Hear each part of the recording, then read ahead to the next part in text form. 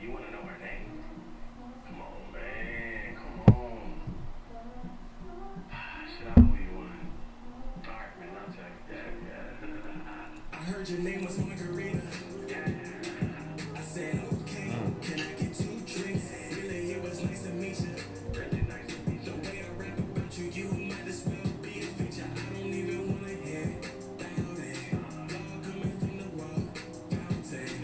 Your motivation goes over the mountain. I just want to say, baby, can I get an ounce of you? Show me a few things, cool as a hot take. I don't mean to impress you. Say you a fan to a man thinking he can conquer you. Heard you in Aries, but I don't want to take you off course. Feeling shaky cause I know you off course. Plane tickets, yeah, I know you can afford. Anything more, I know I can absorb. Yeah, I can treat you right. I'm on the north side eating sandwiches with Jersey Mike. Baby girl, you know that honey maple keep me high. I found this dude on YouTube, man. I like his music. It's called Jamal the Creative. I can get you right. Take classes with me so I can show you the pipe. It's only plumbing, baby. Yeah, that's your favorite trade. I love this Registration setup, soon. What was your name? Appreciate it, man. Trying to piece stuff together. It works. The way I rap about you, you might as well be a feature. I don't wanna hear about it. Laws coming out the fountain. Your motivation goes over the mountain. I just wanna say, baby, can I get an ounce of you? Yo, what's going on, y'all? Welcome back to Toasted Talk, powered by the Boyd's Bar. My name is Eric Boyd, and with me today, I got Mr. Takeoff T himself, Tony O'Neal. Yeah. Yo, y'all, Toasted Talk is a podcast for all the hardworking members of the service and hospitality community. This is a safe haven for us to come talk about all the bullshit we go through on shift each and every day, man. And today with me in the building, I have the owner of WhatCha Cravin food truck, Mr. Manny Castaneda.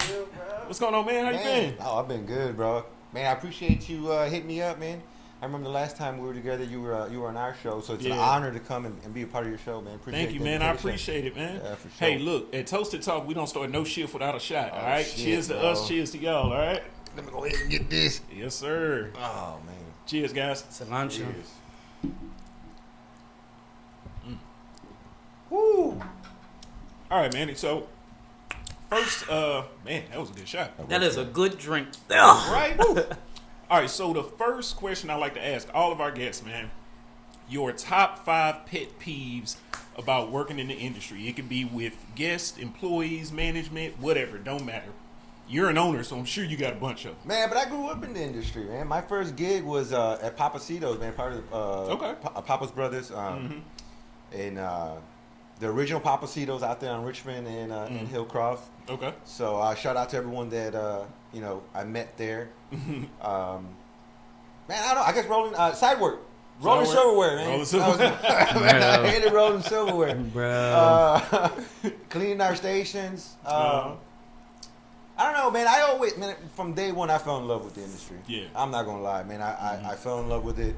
I felt like that was my element, man. I've always been a people person, and being in that environment, man, we're just meeting different people every day and being able to be of service and then make money. Shit, I heard that, it man. was easy, bro. All right, come on. Back to the question, man. Pet peeves. Pet Come on, I peeves, know man. you got I 5 know, of them, man. man. You said rolling silverware, Rolling side silverware. work. Give me 3 more. Shitty ass managers. Okay.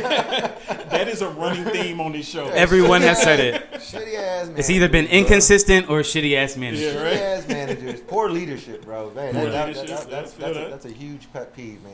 Absolutely. Give me one more then. One more. Fuck, I don't know, man.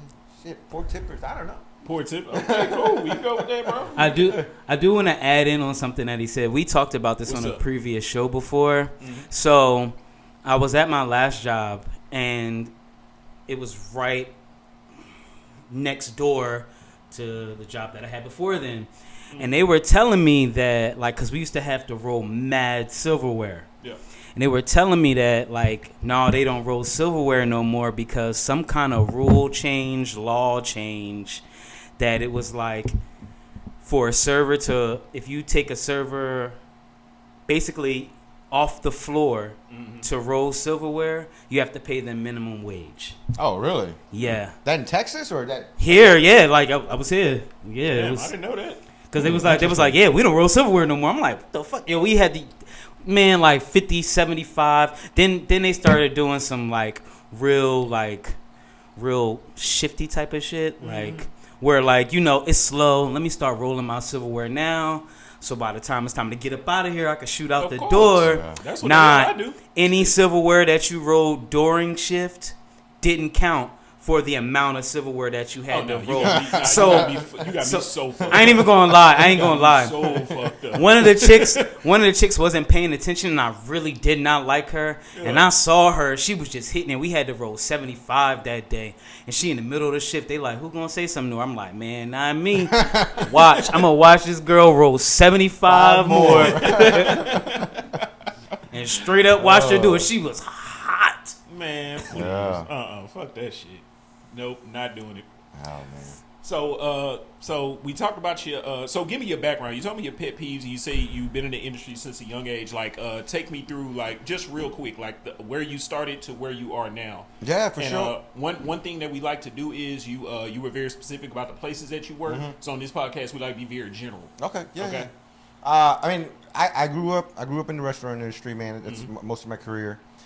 In the Galleria area. From I already mentioned Papacitos. From there, I went to a fine dining steakhouse, and that was where I really I fell in love with Papacitos, but then I fine tuned. Of course. The skills and everything else in fine dining and I'm in fine dining now, so I understand. And I just fell in love with it. I spent I started off as a server at Papacitos, to bartender, to then when I moved over to the steakhouses, I became manager, general manager. Opened up a steakhouse in the Galleria. Yeah, opened up a steakhouse in the Galleria. I want to give a shout out because it was called Mo's Place for Steaks. Johnny V was my mentor for a long time. Great guy, taught me a lot. What I learned with him in, I would say, about 5 years, I would have probably spent a lifetime trying to figure out on my own. So I'm indebted to that man. And yeah, so I spent maybe about, 10, 12, 13 years in fine dining, steakhouses. And then my last position, I was in a more corporate company. It was a steakhouse that I was out in the Woodlands. And, at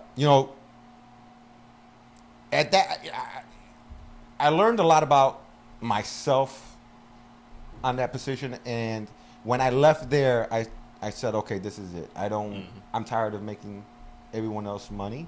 Like I'm ready to do this on my own. And I took the leap of faith and started my own food truck company, catering company, and never looked back. We've been kicking ass ever since, about 6-7 years now. And WhatCha Cravin, man? Yeah, WhatCha Cravin food truck, bomb food. Bro. Are you at appreciate it. Are you at a food truck park? No, luckily right now business has been about 85-90% it's all catering.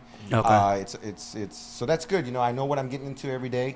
I know what I need to purchase. I know how to control my labor, my food cost, and so we're in a good spot. What kind of cuisine? American classics. We do barbecue, burgers, chicken tenders. I wanted to keep it family friendly. I wanted to keep it simple. With food trucks, it's difficult and challenging sometimes because people want to venture out and do fusion and do all kinds of stuff. There's a lot of different concepts out there, man. And sometimes it's intimidating to people. They're like, oh, do I want to do this and do I want to do that? And so I want to keep it familiar, but I want to keep it delicious, fresh, and we're more than just food. We're an experience. We want to take the load off of you. We want to take the responsibility of making sure everyone's fed, the cleaning, and so we sell the whole package. That's dope, man. That's dope. Have you do you have any plans of going into a brick and mortar? Right before the pandemic, that was the plan. I was actually, I'd say about a day or two before they started shutting everything down. I was about to sign the lease, and yeah, I pulled out just in time, and I was like, I'm not going to risk it. It wasn't. Not even gonna do it. Yeah, it turned out to be the right move, and during the pandemic, we did very well. We worked with a lot of organizations. We did an event was that during the pandemic? Or was that before the pandemic? The event over in River Oaks. Oh, that catering event. Yeah. Man, I don't even remember. I think it was right before the pandemic. I think maybe it was right before. It was right before, I think. Yeah. But Yeah. you know, the pandemic for us was. I mean, it was unfortunate that we had to go through it. Yeah. You know, but you know, we were called upon to serve the community. You know, whether it was the the first responders, senior citizen homes, Absolutely. you know, hospitals, and so you know, we were able to you know, to give back and to be a part of I don't know, I guess the recovery part of it, you know, and giving back. So I have a question. Like, so as far as starting your food truck, like what year did that start, and like what was the inspiration behind it? Was it, you said you got tired of fine dining and you went immediately into the food truck? Was that Yeah. was that Oh the yeah, move? yeah, for sure. that a Well, tough process? I had already been when we were, you know, when I was, I knew I wanted to start something of my own, and the food truck idea came from, okay, I want to open up a restaurant, but we need to build capital. We want to build a brand, and we want to build a following. And I felt like having the food truck was the best avenue. You know, no one's going to become a millionaire running a food truck. No. I don't care, you know, who you are and what you say. It's just not going to happen. Owning a food truck is literally having a billboard on the streets and building capital and building your brand and your following. And so we did that, and it was something that was always on my mind. And when I left the corporate side of it, you know, I remember I was sitting there and I was thinking of the name, and we were literally about 3 hours into a whole, you know, brainstorming session, and someone sparked up a joint and smoked, and we got hungry. That's what we It get our always from. helps. We got hungry, That's and inspiration. I need Texas to join the legalized club, bro. we Like, got hungry, and someone said, "Man, I'm hungry," and someone said, "Well, what you craving?" And I was like, "What?" And they're like, well, "What you craving?" And I'm like, "What?" And they're like, "What you craving?" I said, "That's it." Right there. I'm like, "That's it. You're done." And yeah, and that's how we came up with the concept. We were like, "What you craving?" And it's worked, man. I mean, I think we're a concept that we're open to anything. Like, you know, people will come and contact us and like, well, you know what, we want to do Italian, or we want to do steaks, or we want to do this. Okay, well, that's fine, because we'll accommodate it. We're not locked in. You're equipped to handle different types of cuisine. Right, we're not locked into a cuisine. When we go out, we have our, you know, family-friendly, comfort American food. But if someone contacts us and says we want to do Italian or whatnot, well, yeah, let's rock it. This is the options. This is the menu that I can present, and we'll make it happen. That's So dope, man. That's Yeah. dope.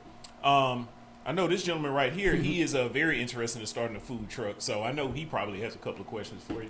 so right now we're actually like in the middle of research and development for our, I guess you can say, catering, because the neighborhood that I live in is kind of, let's use a nice euphemism, income restricted. Okay. So we're gonna do platters. So every week, every other day will be every week will be 3 different platters. Okay. And we will cycle those out throughout the week. So Monday may be this, Tuesday may be that, and in that Monday menu, it'll be 2 or 3 options. So you can have your red meat, your poultry, or your fish, Yeah. or seafood anyway. Yeah. And then on and on and on as far as starches and vegetables and stuff like that. But that's kind of the base where we're starting now, just to get to the food truck level. Go ahead. who's we? So it's my wife and I. Okay, so I'm gonna give you the game. All right, we're gonna cut all the whole bullshit. Go work on a food truck for 3 months. That's your R&D. That's your research and development. Go work. When I first started, But our R&D is not for the food truck. oh, it's for the catering side. Yeah. Oh, okay. Okay. Yeah. Oh, okay. But I still recommend that you go out and you work on a food truck for 3 months. When I first started, I was.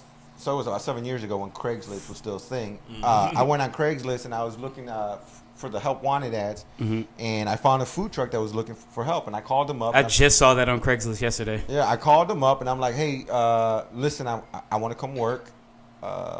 You know, what's the process? He's like, send me your resume, and I'm like, send you my resume. For a food truck, right? Nigga, you got a food truck. But I'm like, all corporate? right. So I'm like, all right, I'll send you my resume. So I send him my resume, and he calls me back, and he's like, well, something's not adding up. Like, Why do you want to yeah, work on a food truck? you're working here, and you want to come work on a food truck? And he's like, yeah, because I'm going to be transparent. I'll come work for you for free for 3 months. Just to get some game. I want to learn. Like, I'm coming. I told him I won't ever not show up. I'm going to work hard. I'm going to give you my best if you're transparent with me and you give me everything that I need to know. So shout out to Keith Griffin and Joy, his wife, because he's like, you know what? All right, let's do it. Because he had that same mindset. Like, he's willing to help me out because he sees that I'm hungry and that I want to learn. And I worked with him faithfully 3 months, never not showed up. He ended up paying me like $7.25 an hour just because he felt guilty, and I was like, yeah, go ahead, whatever. I mean, it's gas free money. labor Yeah, is illegal. Yeah, it's exactly. It's gas money. But Indentured servant. but I learned so much. Like, he was so transparent. Like, he walked me through everything. That is so rare too. Like, to find people Right. that's willing to give up the game like that. Yes. That's really rare because you'll have a lot of people who, like, you know, get to whatever level of success, no matter what it may be, whether it be here, level 1, level 10. And once they get there, they're unwilling to teach others. Right. Like, oh man, how did you do this? Oh man, you know, I prayed and I worked hard. Yeah. Okay, that's awesome. I'm happy for you. How did you do that? Right. If I may ask. Right. You know what I'm saying? I want to know step by. Like, I want to know what I do when the fryer goes out. I want to know when the generator goes out. Like, show me that. And man, and at the end, like, those 3 months were up. I was like, oh, this is what I want to do. Yeah. Like, I went up, got a truck built, got on the streets, and even when I got in the streets, me and him were close, and you know, he helped me out, and he still gave me guidance. And he was like, you know what, Manny? I can't tell you how many people call me up with that same line, like, I want to come work and I want to learn, I want to do this. He's like, but you're the only one that's ever followed through and gotten in the game and been successful at it. That's dope, man. And so, you know, anytime anyone ever calls me up and says, I want to learn or I want to, I'm like, yeah, come on. And but now I understand what he's saying, because I'm yet to find that one person that will follow. Well, look, Manny, I want to learn. What's up, yo? See, there Yo, you go. what's up? I love free labor. Like, so come on. and I literally just talked to, I just talked to, so I went to my mom's house, right? So I'm watching my grandma. Bro, you know how much I love Shark Tank. Of course. All right, we watch Shark Tank. So I won't name them. So there is a food truck company that was on Shark Tank, and it was like one of the first 2 seasons, and they are everywhere. Well, I mean, we know who they are. We do? Oh, I do, yeah. Cousins, Yeah, Maine Cousins, Lobster. yeah. Oh, okay. So I saw that, so I called, and I was like, hey, look, man, because I saw a food truck by the Reliance Center when I used to live over there, or I'm sorry, NRG. Wait, was that the truck that was at the event that was at the park in Siena? You remember that event that we took the boys to that had the gaming truck in it? Cousins wasn't there. Okay, I know I seen a lobster truck. I just want to ask. Yeah, it was a seafood truck there, but Cousins that wasn't there. Okay, cool. So you'll know Cousins because it's plastered, like, With as seen on advertisement, TV. yeah, Shark Tank yeah. is on there, like every single Food one of Network, their everything, yeah. because they're that big. Shout out to Barbara Corcoran for believing in these 2 guys, because I mean, and you know, and they went on there for the right reason. We need investment because we want to keep quality product on all of our food trucks. Of course. So they're shipping out lobster from Maine, or at least Upper East New England, Yeah. to their food trucks on a regular, consistent basis. Logistically, They made it work, bro. Well, they made it for work. the 2 guys, for the 2 brothers, it works. But it's a struggle because now they franchise out. Oh, And- they franchise. oh yeah, and Okay. so the franchisees, they're paying a big cut. Yeah. They're paying a big cut, and then the margins ain't as great. So it's always good to start your own brand. Yeah, that's what I said. So So I good. called them, and it was like to get in on it. Like they do help you with getting the truck, Yeah. Yeah. but You because go. you have to have a certain kind of truck to, like, you can't just be like, oh, I bought a food truck. Let me be part of y'all. Nah, you have to have all the same equipment that we have in every truck. Man, Everything has to correlate so the recipes Yeah. work the exact same They got way. systems in place. I've heard about McDonald's franchises that were easier to get into and cheaper to get into than to do that. Well, it's funny that you bring up McDonald's. Have you ever gone to a McDonald's or a Burger King or a Wendy's and ordered a burger and it not taste the same wherever you go? Like a Big Mac's I always thought I gonna was taste. tripping, but I mean, I can say, I was Yeah. like, damn, like this don't Yeah. taste right. Like, Well, No, I do. As far All the as like, time. a Big Mac's always gonna taste like a Big Mac. Yeah, Like yeah, it's yeah. not gonna. It's there'll be some off spots where they'll fuck it up. But the thing about McDonald's, Burger King, and all these fast food places, and even the Cousins Maine Lobsters, and why they're set up that way is systems. Systems is what generates money. Like you have to be able to be consistent, and that's something that I tell my guys all the time. There's 3 things that we live by. We got to have a clean truck inside and outside. We have to be where we're supposed to be when we're supposed to be there. In other words, if we're supposed to be in an event there by 5, we have to be there at 5. And if we leave at 8, we leave at 8. We don't leave at 7:30, 7:45, 7:55. And 3, we have to be consistent with the food. Don't worry about being delicious. It's my responsibility to make it delicious. I got the But recipes. but once they're rolled out, it's your responsibility to be consistent with the ingredients, with the recipes, and the execution. And that's what makes us successful. Like all our food will always taste the same every single time, no matter where we're at. And that's pivotal. That's something that a lot of people miss, is that consistency. Because I've been, I'll have a day where I'm out, I had a rough day or whatnot, and all I want is a Big Mac or whatever the case may be. Yeah. And I'll go get it, and I get home, and I sit down, and something's off or something's missing. Like, bro, that fucks me up. Like, I'll just throw the whole meal away. Yeah. And it ruins my whole experience. Because you already had your mindset, your taste buds right, set to receive set this on that. product. Right. And it didn't deliver. Exactly. And so we have to deliver on what our guests are expecting every single time we're out. And and that goes right in hand with the whole Cousins Maine Lobster thing. It's like they're not just gonna allow anyone with a food truck to say, "Hey, I have a food truck. Let me slap Cousins Maine Lobster on it."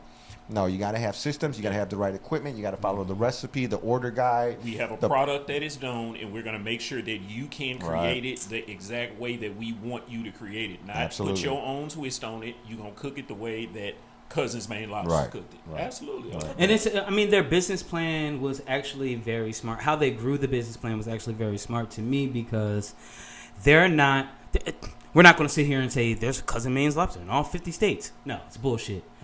But they're heavy in states that are food truck popular. Oh, for sure. They're definitely. So you talk about Florida, So they're here? Texas. Yes, Yeah, they're here. Okay. That they're. Yeah. I've seen 4 different ones Ask you about the in competition. just I know it's crazy. in just Houston alone. Say it 4. Yeah. 4 different ones Well, in it's just funny. Houston alone. I was driving down the street one time, and I seen 2 Cousin Maine Lobster trucks parked at 2 apartment complexes right across the street. And I'm shit. like, man, these They were. guys are I'm telling you, ridiculous. when I was living at NRG off of Holly Hall, Yeah. they were sitting in the before Yeah. you get to the security let them through the gate, and they parked right there by the pool. Yeah. Yeah. And Yeah. everybody was going over there, and I'm driving past, and I'm like, "Hey, yo, what the fuck? Yo, they out here? Oh, that's crazy." Wow. Yeah. It's like the food truck parks are. It was my first time ever seeing that. I had never seen anything like that before. Like where I come from in the East Coast, because everything is so city block, and so condensed. Like you had like the hot dog man, you got the fruit man, like you got everybody out there with their own little hustle, but a whole entire truck. It took till now, and they're growing out there even more now. Now when I go out there, I see food trucks everywhere. But when I was younger, it was all carts. Yeah. It wasn't food trucks. It wasn't no truck. It wasn't no trailer. It was just carts. They're actually building a food. Y'all remember what a Dave & Buster's is on Richmond and Fountain View? Yeah. That's going to be a They food still truck open? park. No. Oh, okay. They shut that location down, okay. and they're going to put a food truck park in there. There's already been miniature food truck parks. Like there's one on Westheimer and Chimney Rock. They have them all over the place. I just passed one that's about to be a food truck park on the way here. Yeah. Man, I missed that whole strip, man. Oh, yeah, the old Richmond Strip, Man, bro? Oh, man, the old Richmond Strip, dude. Bro, I don't think a lot of people realize, like, Man, the strip clubs. bro, man, that strip used to be live, man. Man, like, dude. people don't understand why that whole no U-turn Yeah. thing existed, bro. Existed, right? Like, we used to go out and be out till How like old 2 in the morning. Man, I'm old enough to Okay, remember. you old enough to remember that. Okay. I'm old enough to know that I was part of the reason why they put that no. Are you like Fraggle Rock old? Not Fraggle Rock, but Oh. I'm T-Town old. I'm Oh, T-Town. yeah. I'm T-Town. Okay, cool. We good then. We good. You I'm T-Town. T-Town Okay, T-Town was Fuck. T-Town is actually the only club I've ever been kicked out of, and it wasn't for like anything like rowdy. I got Bro, caught for I used underage to drinking. bartend. I used to bartend at Dreams. No shit. I used to bartend at Dreams, bro. Look at this motherfucker. Bro, I used to bartend at Dreams, man. I used to have a good time, man. Oh, that Richmond Avenue strip, man. We used to just go around up from Hillcroft Legends. to what? To Post Oak? He'll cross the post up. To Post Oak, and just we'd have people jumping in and out of cars. Legends. I'm going She off used top to here, be but yeah. crazy. Legends. You brought up that Dave & Buster's. It brought back memories. Legends. Yeah, Legends. Legends was my spot. Yeah. I'll Oh, never man. forget my old boss's birthday party. And we were at, what was it, Bayou Place? It was kind of like Drink Houston, but it was downtown. Yeah. Yeah. So they shut down. We had bought a big ass bottle of Grey Goose. That's the one you snuck out? Yeah. so they like, hey, yo, no, we can't take the bottle. I said, the hell? I put that shit. I unbuckled my belt, put that shit down, had a jacket on. I was like, come on, y'all. We had the bottle in the car. They like, where are we going? I'm like, man, let's go to the strip club. Good time. Took they ass to Legends. They were like, you really gonna eat the wings? Hell yeah. I always eat wings at a strip club. Food good. I don't give a fuck. Strip clubs be having some of the best wings. Bro, for real, man. Do you know how many times the cook got shot? You know he can cook. I have no comment. I have people watching. I'm breaking that down as a clip. I'm just saying. It's just like because I'm from the East Coast and our Chinese food to me is the greatest. Other than in East China. Coast Chinese food is good. Soon as I see a Chinese food place with a bulletproof glass windows, I'm like, know yo, let it's me good. You know get, yo, it's let me good. get some, lo mein, let me get some fried wings, let me get some yak yak. You know what I'm saying? I want all of it because I know it's good. I'm fucking dead, man.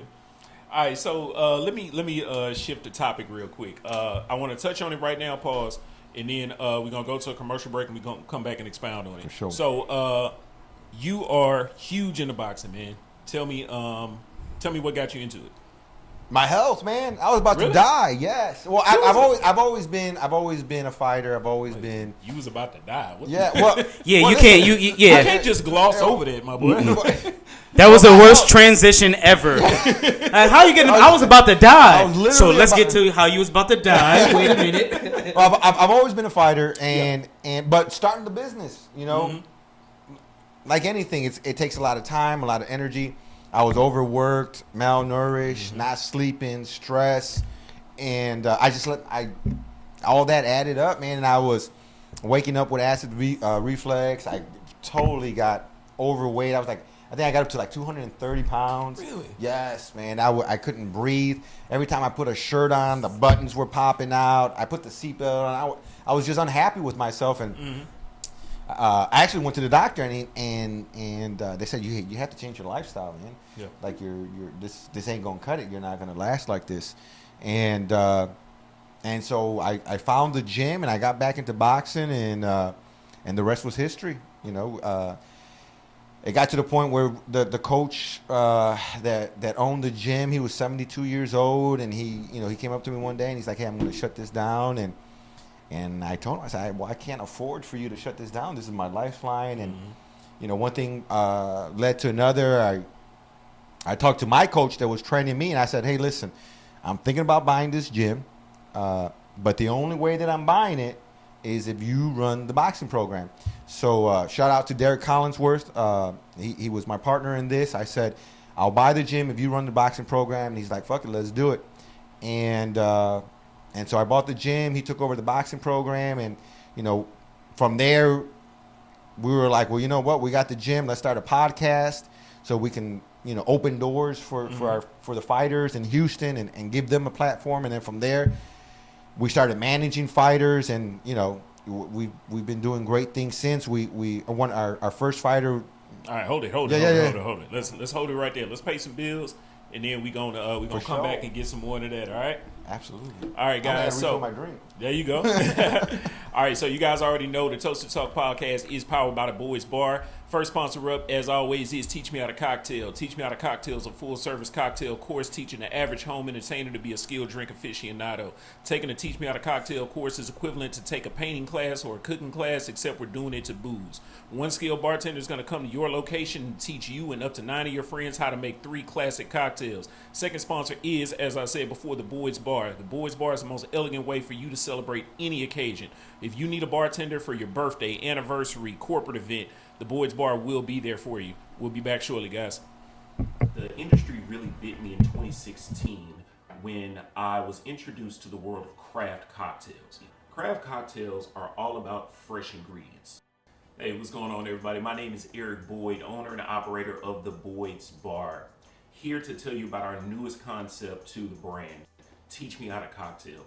Before we get there, let me give you a little bit of background on me. So I went to a painting with a twist class one day, and it really inspired me to create Teach Me How to Cocktail. So I walk into this painting class, and it just amazed me how this artist broke down a painting and taught it to others. And that inspired me to do the same thing, but with cocktails. Teach Me How to Cocktail is a full-service cocktail course teaching the average home entertainer to be a skilled drink aficionado. You're gonna come in, everything's gonna be laid out for you to make 3 classic cocktails, step by step, and you get to enjoy them right then and there. Eric, where can we take this class? Probably where you are right now, because I bring everything to you, the bar, the equipment, the booze, every single thing I bring to you and teach you how to make amazing cocktails. Where else are you gonna go to learn how to make amazing drinks, have an awesome date night, special occasions, birthdays, corporate events, team building exercises? All of these are perfect for Teach Me How to Cocktail course. I guarantee you have never been to an event like this. How do you book a Teach Me How to Cocktail course? It's very, very easy. Follow me on Facebook and Instagram at The Boyd's Bar, or email me directly at theboydsbar@gmail.com. Allow me to bring the bar home.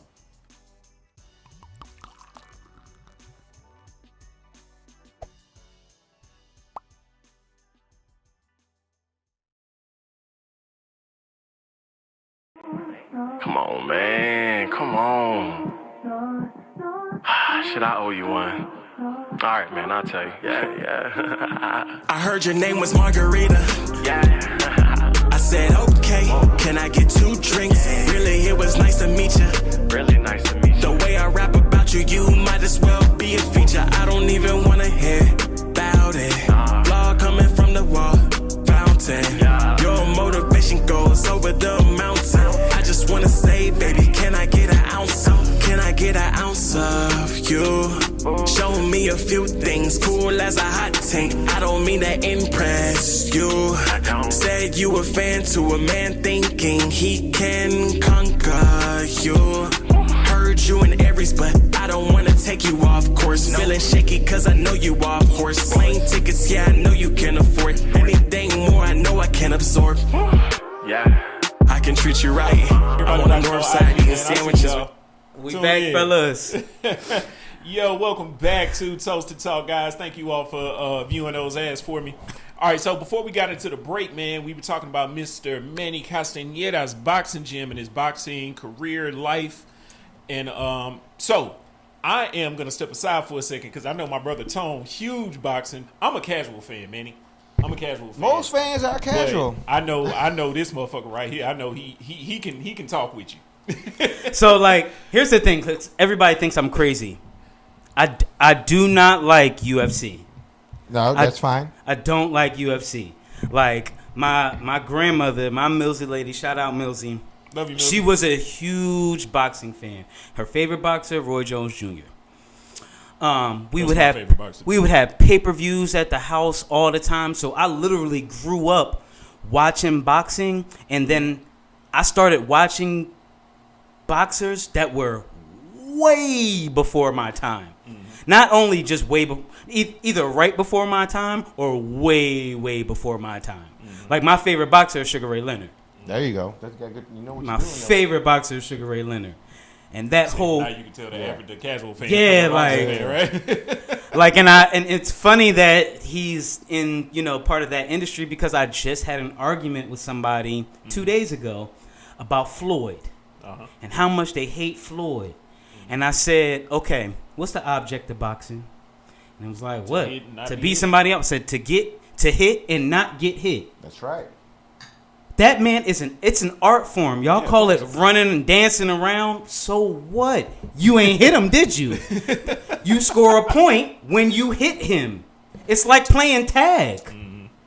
Like, you score a point when you hit him. You can't hit him. And when he hits you 3 or 4 times, and you don't even realize that he hit you 3 or 4 times. But go ahead, Manny, continue. I'm ready to hear. Who's your favorite boxer all time? Oh man, I don't know. All right. Well, let's do 5.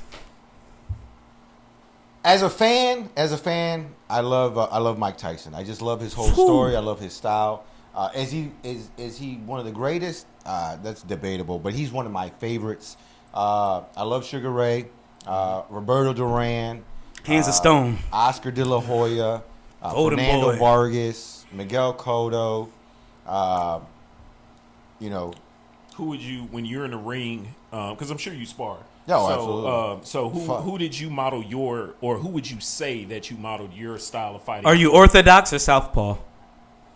No, I'm Orthodox. I'm right. I'm a Southpaw. Okay. I don't know. I don't think. My coach will probably say, Miguel Cotto. I don't know. I think. I don't know. I don't think I You just kind of take bits and pieces from different everyone. fighters that you see. Like, okay, cool. Sure. I like this. I like that. Yeah, I fight my own fight. And it just depends who I'm fighting as well. Whether you're fighting a southpaw, someone tall, someone short. My whole thing is making sure I don't get hit. Of course. But yeah, man, those are some of my. I love Fernando Vargas. I love Oscar De La Hoya, Julio Cesar Chavez. Yes. Greatest Mexican fighter of all time, El Campeón. And Canelo's doing great for boxing. He's the face of boxing. He's doing great things. So. I enjoy watching his career and how he's developing and doing what he's doing. Okay. From a casual fan standpoint, I would like to. It's something I've always wondered about. When it comes to, I hear a bunch of people talk shit about the way boxing is promoted and the way the sport is ran. Are you, as a fan and now somebody that's in the industry, are you comfortable with the way it's ran, or do you feel like there's different politics and different BS that you got to deal with? Yeah, there's politics for sure. It's a shady business. Okay. It's a shady business for sure. So the rumors are true. Yeah, for sure. But you have to know how to navigate it, and it's like any business. You're gonna have shady characters in any business that you're in, any industry that you're in. The one thing about boxing, and the reason why I think I excel or I feel comfortable in the position that I'm in is because boxing and business go hand in hand. There's so many different expound on that correlations. in business, you have to learn how to take a punch, get knocked down, I see where you're going. and keep going. Yeah, In business, I like that. you have to learn how to make adjustments mid-fight to win. You have to be conditioned. You have to be trained. You have to be disciplined. You get emotional in the ring, you're going to get knocked the fuck out. You get emotional in business, you're going to get knocked the fuck out. I love it, man. Okay? Yeah. You get emotional in life, you're going to get knocked the fuck out. And so, you know, that's the beauty of it, is that so many things that I pick, because I'm always a student. And when it comes to boxing, I'm not an expert. I'm not a teacher. I'm not a coach. I'm not a trainer. I'm not any of that. I'm a student of the sport. I'm a student of the art. I'm a student of the game. And so what I learned from boxing, I'm able to apply it to business, and it benefits me so much. The discipline, the hard work, the commitment, the determination, the being able to take a punch, to get a punch right square in the face, and not give up and keep coming forward. You know, this whole pandemic, it was a purge, you know, in the sense that a lot of businesses failed. Yeah, a bunch of them, dude. A lot of businesses, Yeah. and not Especially just small in our business. industry, man. A lot of small businesses, but even mid-tier businesses that were forced to shut down for so many different reasons. But a lot of people had to give up. A lot of people couldn't withstand getting punched in the face like that. A lot of people said, "Oh, I got to shut down," and you know, they're locking us down, and so, oh, you know, I can't do this anymore, and this and that. I had to learn. Listen, as an entrepreneur, okay, so there's a small business owner. There's people who are self-employed. There's people who are small business owners, and there's entrepreneurs. An entrepreneur doesn't allow the market to dictate their business. In other words, an entrepreneur is going to look at the market, is going to see what the market's doing, and then they're going to adjust. They're not going to fold when they say, well, we got to shut down, we got to lock down, you can't work, you can't do this. You know, as soon as they started doing that, we changed our whole strategy. You know, we couldn't do the events that we were doing. Like when they first shut down, I lost about a $40,000 contract with the rodeo with Nissan. I had a contract with Nissan that we did every year. It was about $40,000. They shut it down. They said, hey, we can't do it this year. So I said, okay. So now we adjust. But then we attacked it differently. And then we started, our angle was, well, we're gonna help the first responders, we're gonna help the hospitals, we're gonna help the cops, we're gonna help the schools, we're gonna help these small communities. And we found our way. We weren't gonna just lay down and say, well, because, you know, the city or the state or the government said that we have to shut down, we're gonna shut down. Like, this is my livelihood, this is how I provide for my kids, this is how I survive. And so as an entrepreneur, you don't let the market dictate your business. You dictate your business. And so, you know, that's what we did. But I learned that from boxing. It's like you have to learn to adjust midway through a fight, you know? And that's what I love about boxing and business, is that there's so many different correlations to it, that it's put me in a position to learn and grow. And at the end of the day, it's like I tell a lot of people, I have one goal, and that's to outlast everyone. If I can outlast everyone, I'm not trying to make $1 million. I just want to outlast everyone. If I can outlast you, that means I'm staying busy, I'm making money, and I'm being productive in my industry, whether it's boxing or whether it's the restaurant industry. Man, he just put on a masterclass right there, dude. So that's why I shifted the camera real quick, because man, I just gotta give you that bro. was mad kudos for that, for real. But that's why I shifted the camera real quick. I'm like, hold on, let's go beyond just being this show. Let's focus on what the man has to say. And that's why I was talking about giving up game. Like, you know what I'm saying? He really just gave you the game right there. There's one thing, it kind of coincides with what he was talking about between boxing and business. And it's something that I'm going to paraphrase this because I don't know quote by quote what my favorite boxer said. So first time,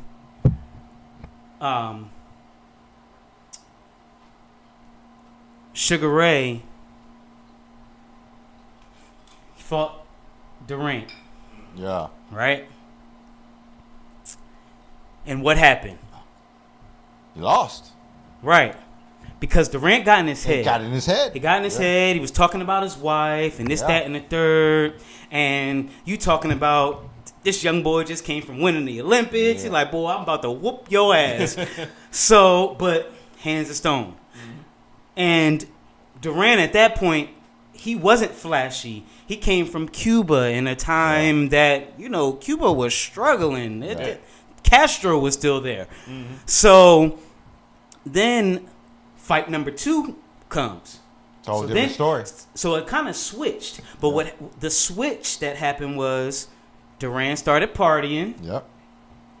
And Leonard was like, yo, I want my rematch. And asshole promoters were pushing it.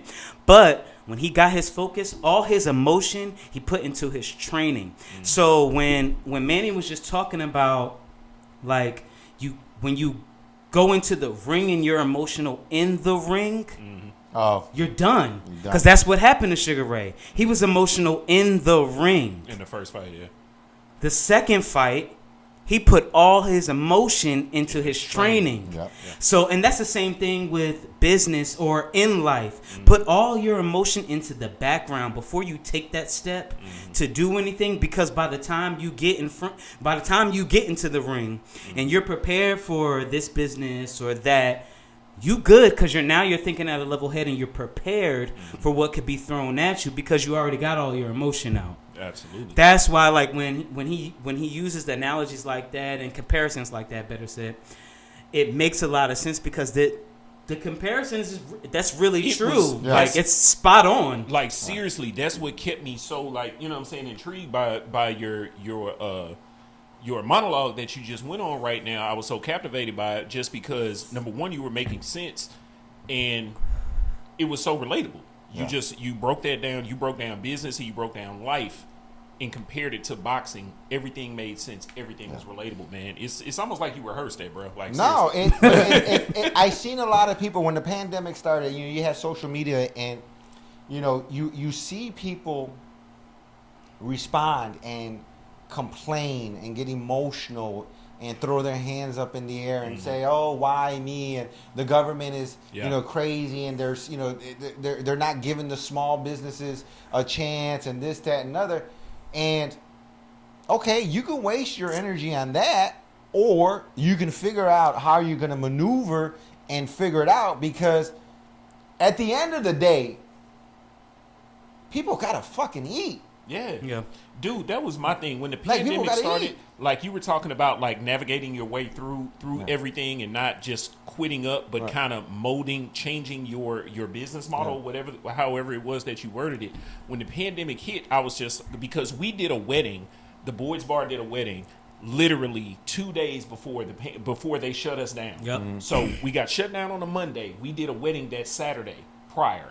Yep. So we went down and I was just like, bruh, like, what the fuck are we gonna do? Like, how the hell am I gonna get any clientele? We can't go anywhere. We can't do anything.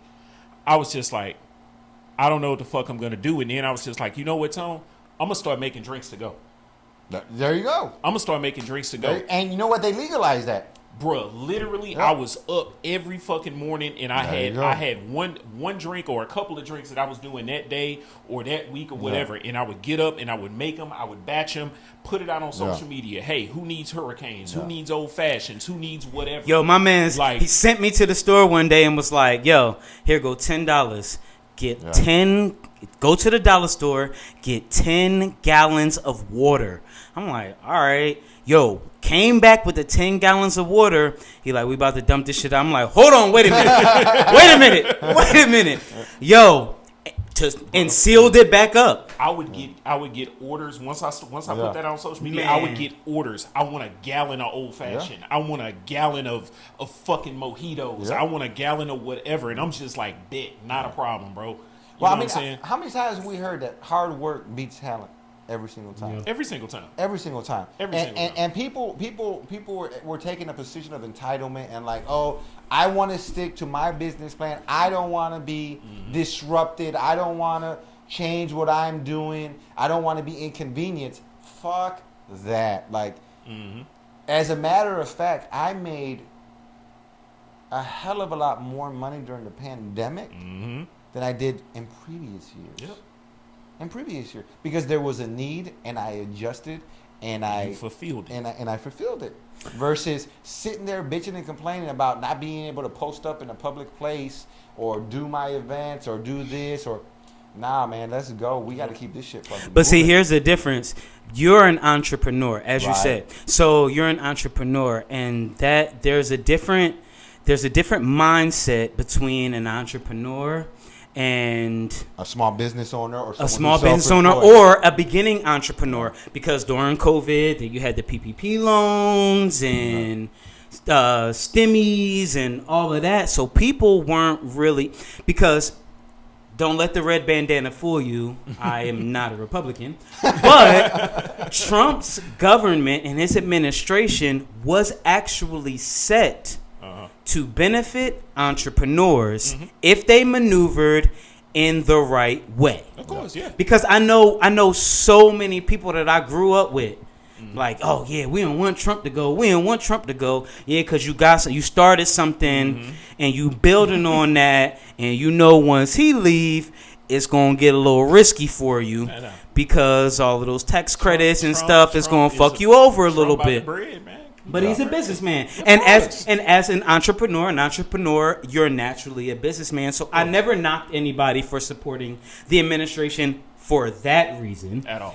Now the problem is that we had too many people, too emotional, because they were business owners, and they were failing businesses because of the pandemic, and then two, especially in these black-owned businesses.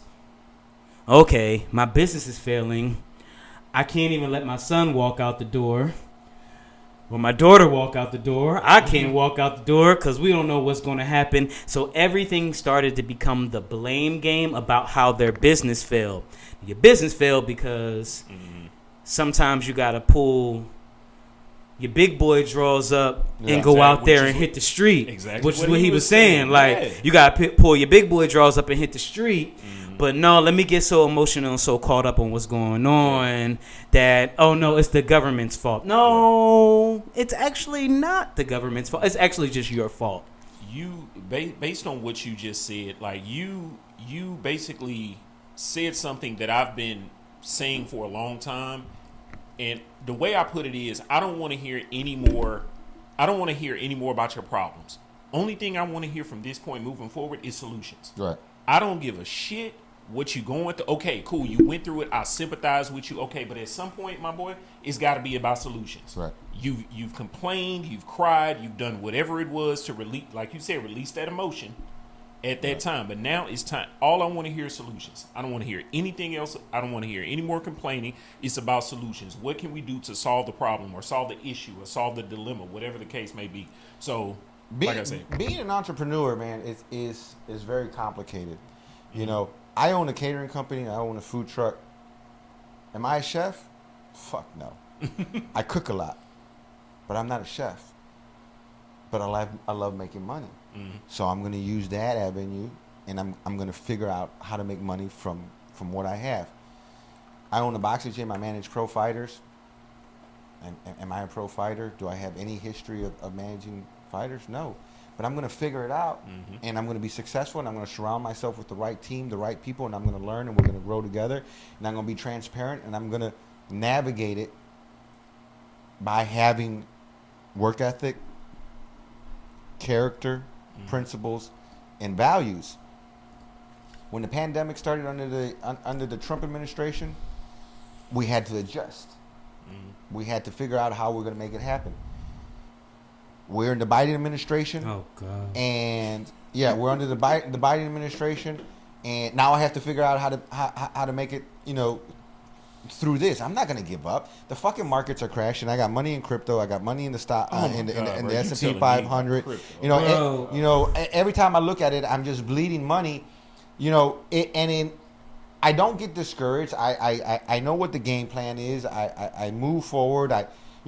With crypto, and I'm going off on a tangent here. But like with crypto, right? Crypto was a long term thing, but now the way the market is, now it's like I become a day trader with crypto, right? Because you have to learn. You have to learn to make the adjustments. You can't get emotional. You can't stay stuck in your ways. But crypto was always meant to be that. Like a lot of people do get that confused. It was always meant to be like the Wall Street, and I can hit Wall Street on my computer, like or my phone. Like it was meant to be like a day trader, but you could be your own day trader. You didn't have to get a broker to do this for you or anything like that. Like earlier, you had mentioned about competition. Man, let me tell you something about competition, bro. Oh yes, I did want to ask you about that. Thank you. I'm gonna set some of y'all free right now, man. I don't think y'all ready for this. Talk to us. When I was managing the steakhouse out on Post Oak, it was a Thursday night, and we were slow. And I said, well, you know what? I'm gonna go out to some of the other restaurants and I'm gonna check out to see how they're doing. Maybe they're busy. I want to see what they're up to. I want to go scouting. I bet you know something about scouting. Yeah. And, a little bit. So I went out to my favorite steakhouse, and I had worked there. Or it's a seafood steakhouse. I think they're the best in Houston. And go ahead and name them. I want to know what True it is. Lux. Okay. Oh yeah. I love True Lux. Hands down, they do everything right. Shout out to everyone at True Lux. To the whole crew. Like True Lux changed my life.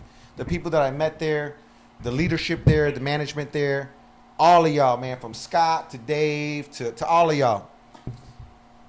Stan, Luke, all y'all, Jen, Michelle, all of y'all, Leslie, all of y'all. Man, y'all impacted my life. Absolutely.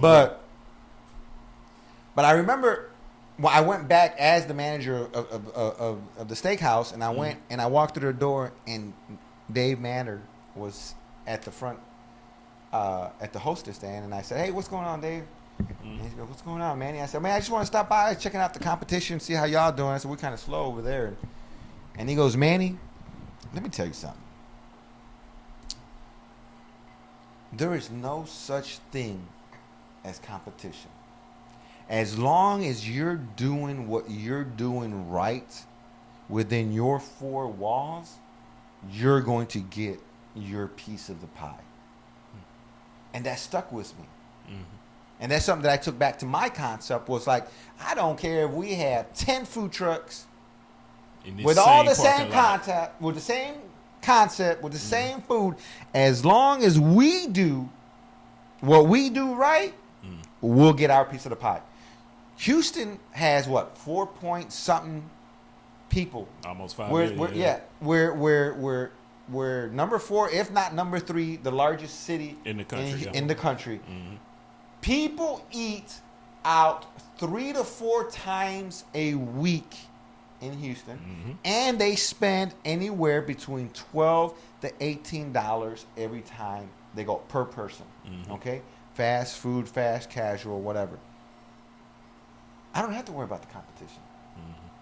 Just do what we do right, and we'll get a piece of the pie. Don't worry about what the other motherfucker doing. Yeah. Mind your business. Mind your business. That's gang. Mind your business. Literally. And you're gonna be you're gonna do well. Don't worry about what anyone else is doing. Don't hate on anyone else. Don't envy anyone else. Don't watch anyone else. Don't be jealous of anyone else. Don't be hating on anyone else. Mind your business, and you will do well for yourself. And that's something that's just really changed the game for me. We've been doing it for 6-7 years now. Most of our business is catering. I don't have to depend on posting up in a certain location. Man, WhatCha Cravin is that young? Oh yeah. Man, I got big dreams. I got big dreams. Like I love the concept, and I love what we're doing, I'm glad that we're becoming a staple. We're based out of Katy, but I love that we're becoming a staple in the community.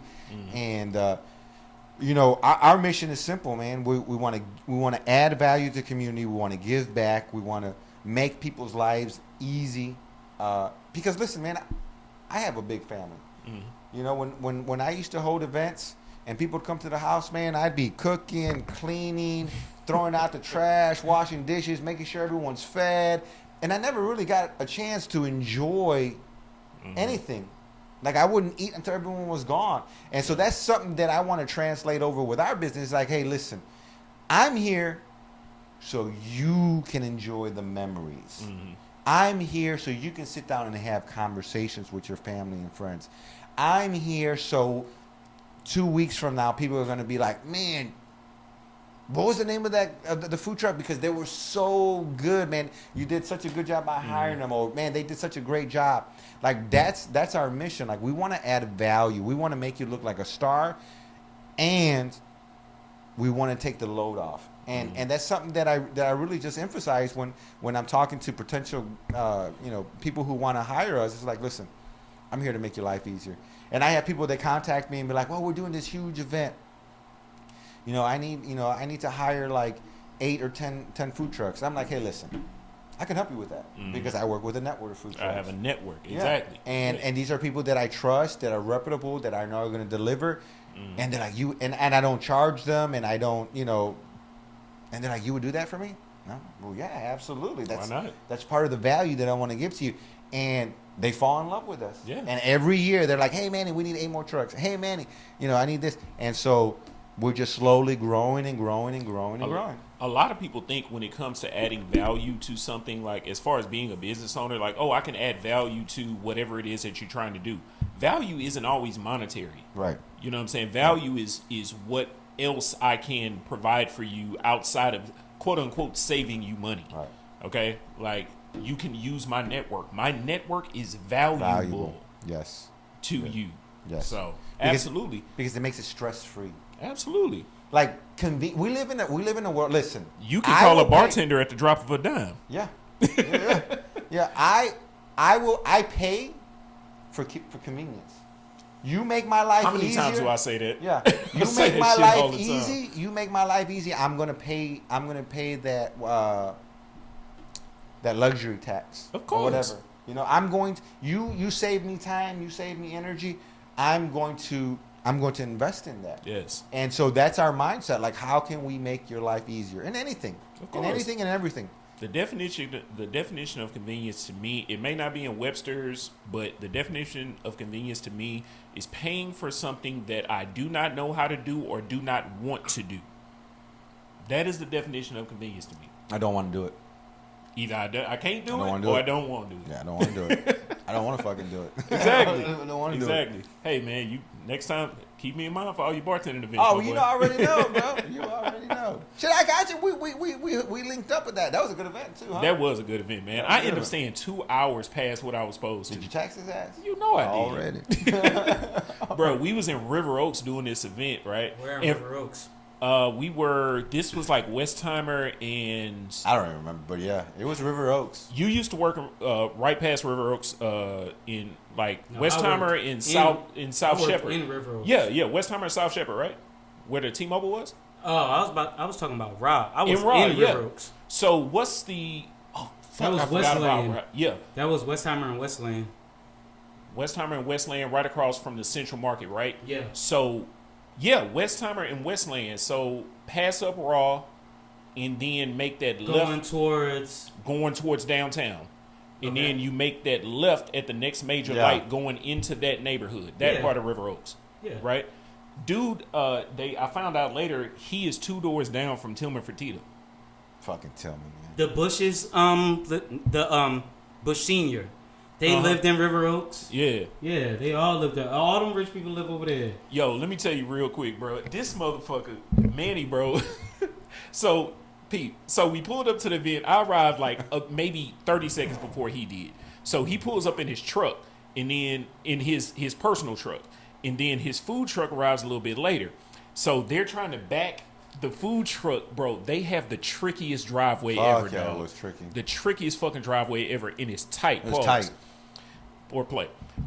So anyway, one of his employees is trying to back this truck up into this fucking maze that they call a driveway. I don't know what transpired, but in my mind, what I saw was Manny was just like, bro, give me the keys. I got it. Bruh, this motherfucker backed that truck up, when I say with such precision, and I know this seems small, And it looked easy. bruh, he Bro, I'm made from it Chicago. look so We parallel park these fucking motherfuckers. easy. You from the Shy? You from the Shy? Okay. We parallel park. Bruh, this motherfucker, anyway, long story short, that motherfucking event was so dope. It was Manny nice. comes up to me, he was just like, hey, I'm about to get out of here, Yeah. but the host, he wants to keep you for some more time. And I'm like, all right, that's a bit. So he was like, how much you want to charge him? So I tell him, Manny goes, he was like, oh man, that's nothing. Yeah. So I ended up staying an extra 2 hours, and they tipped on top of that. Nice. You know, bro, when I say I made Good. damn near a rack in a day. That's what's up. Well, not even a day, bro. Like that event was just me and you was like 3 hours. Yeah. Just me and you was like just me and him was 3 hours. So I stayed an extra 2 And hours. see, I love that shit, bro. Like Yeah. I'm all about, like, I want to create shit like that. And I think this is, and I want to make sure, I get this across. Everything that we're doing, everything that I'm doing, it's only because I'm surrounded by people who are amazing. Let me tell you something, man. This whole the whole pandemic, this whole past year, it's been challenging, but I've always surrounded myself with people of character, people of integrity, people of character, people who hold it down when you need it. Mhm. You know, Absolutely. people who are gonna step up to the plate and be like, "I got you. Mhm. I'm here for you. I got your back. Like whatever you need." Prime example. This is a prime example. This morning, we have an event scheduled for tomorrow.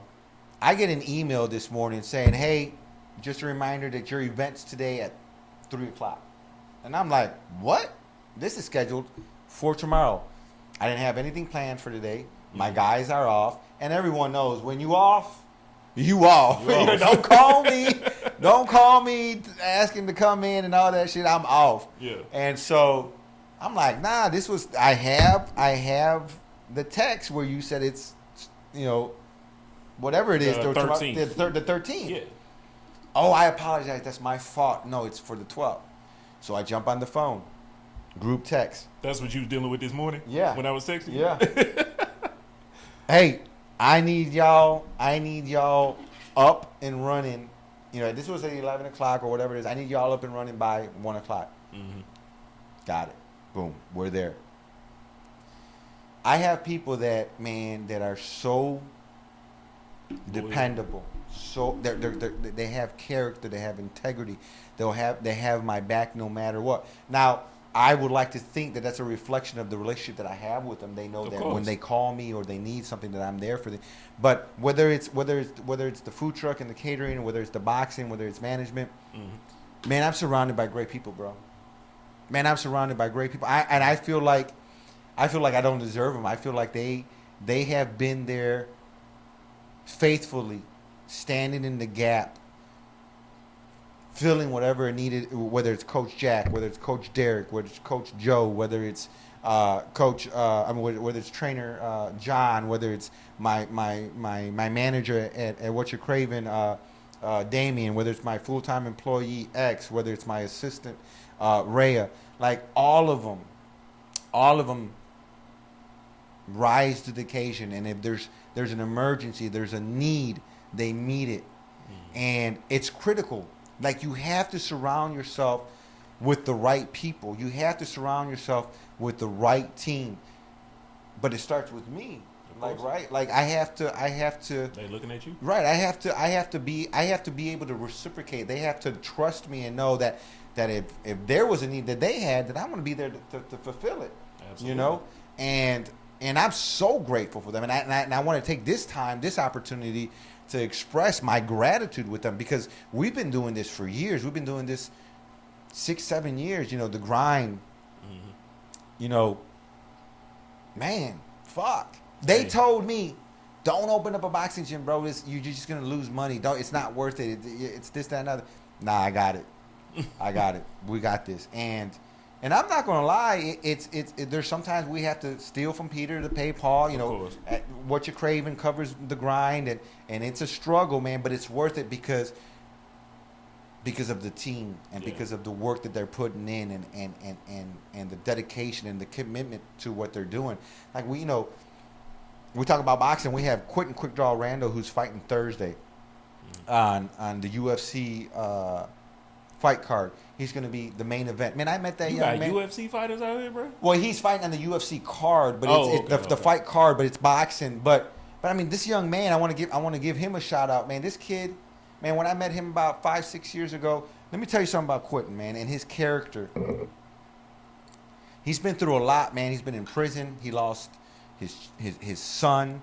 He's lost his daughter. And I remember thinking, man, this kid is going to have to make a decision in his life. Is he going to let this take him down the wrong road, or is it going to be his motivation and his fire to become great? Yeah. He's 9-0. He's WBC champion. He's fighting Thursday. He's going to be 10-0. And, we're proud of him. And that's why we keep doing what we're doing, because, people call me up and they're like, hey, do you offer a week pass for free? We want to try it out, but we don't know. And I tell them like this: if you need me to give you a week for free to convince you that this gym is for you, this gym ain't for you. Yeah, and that is the same thing when we're pitching our other businesses. Yeah. When I receive an email for a quote, cool. You tell me what you need, I send you a quote. If I don't hear back from you, cool. Yeah. I know what it is. Yeah. Not an issue. If you come back negotiating things and this, that, and the third, okay, cool. I can work to an extent. But one thing that I will tell you is that my price is my price. Yeah. Yeah. You know what I'm saying? So anyway, that's what true. I was saying about, you saying that if you want a week for free, then this ain't for you. Yeah, this absolutely. Ain't for you. Look, man, Manny, I want to thank you so much, bro. Thank you for blessing our presence, bro. Oh, we do have to have the last question. Talk to me. All right. Mr. Businessman, because you the businessman.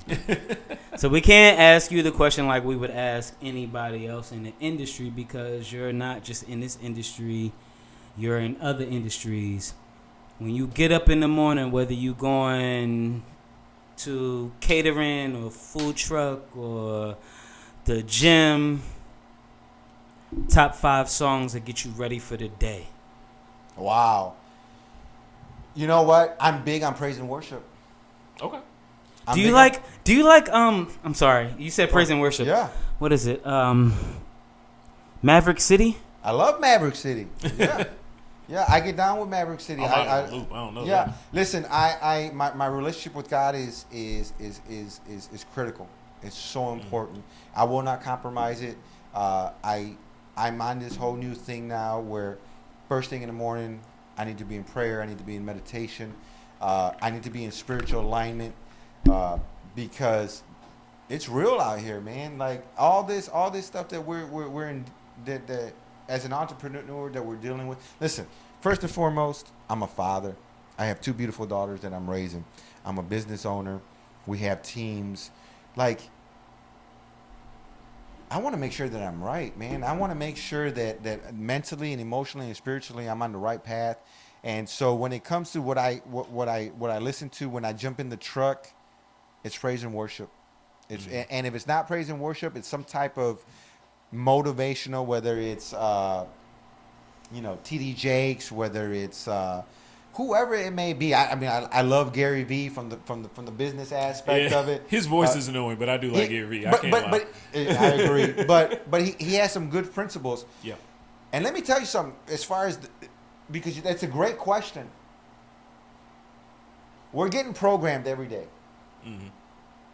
Whether we're at the kids and adults, we're getting programmed every single day. What we listen to, what we allow in our spirits, what we allow in our minds, whether it's CNN, whether it's Fox, whether it's whatever it is that we're taking in, we're getting programmed. I don't care who you are, how old you are, how woke you are, how knowledgeable, how wise you are. We're still getting programmed. And so I made the decision a long time ago. If I'm going to be programmed, I'm going to be programmed by the word of God, by things that are going to be beneficial to me, that are going to add value, that are going to be uplifting, that are going to bring me peace, that are going to bring me joy, so I can add that to others around me. Does it mean I'm perfect? Does it mean I'm a holy roller? Does it mean that I live a hell no, not at all. You sitting up here drinking with me, right? Exactly, But I'm never going to allow anyone to discourage me and say, oh, well, you do this and you do that, so you're a fake or you're a fraud or you're this. Nah.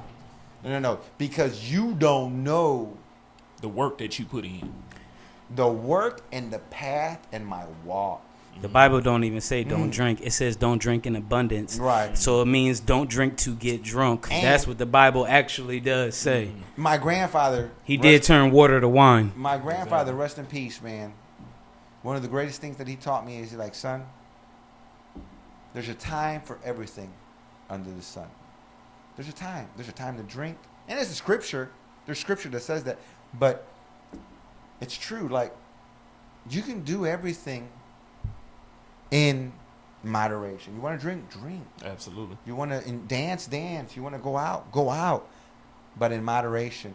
And so that's how I try to live my life. I fill my life with things that are positive, things that are of encouraging, uplifting.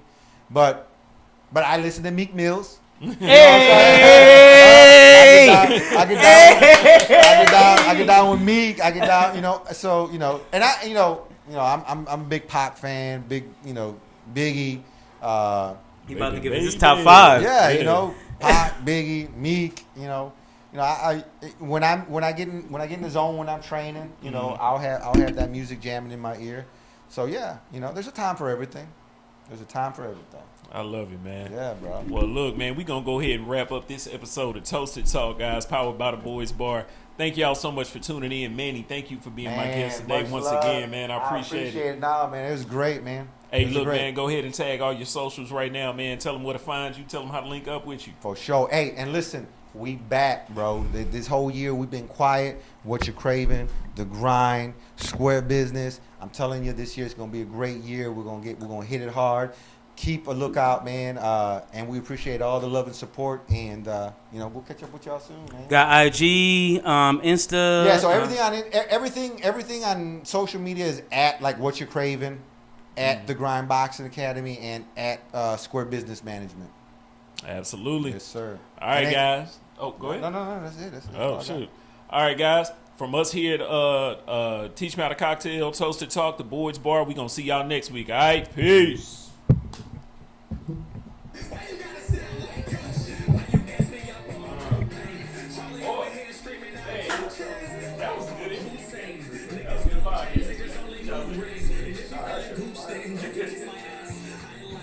I said that in the past.